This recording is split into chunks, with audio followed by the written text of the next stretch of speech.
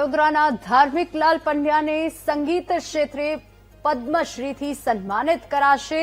આ વડોદરાથી સમાચાર। ધાર્મિકલાલ પંડ્યાનું સમગ્ર જીવન પ્રાચીન કલા આખ્યાનને જીવંત રાખવામાં સમર્પિત થયું છે અને આખ્યાન લેખન, સંગીત રચનાની કલા વિદ્યાર્થીઓ સુધી પહોંચાડી છે। પદ્મશ્રી એનાયત થવા અંગે બોલ્યા ધાર્મિકલાલ પંડ્યા।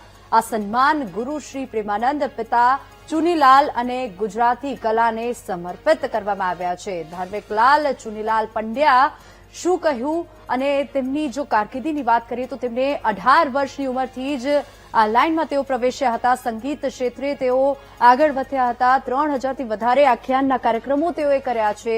ધાર્મિકલાલ પંડ્યાનું જીવન સંગીતને સમર્પિત થયું છે।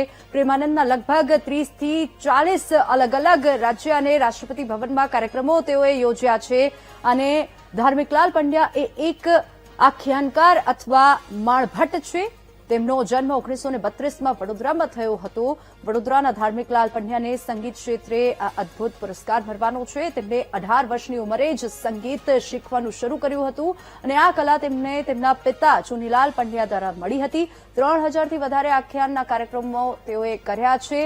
પ્રેમાનંદના લગભગ 30થી 40 આખ્યાન તેમને કંઠસ્થ છે અને અલગ અલગ રાજ્ય અને રાષ્ટ્રપતિ ભવનમાં કાર્યક્રમો તેઓ કરી ચૂક્યા છે।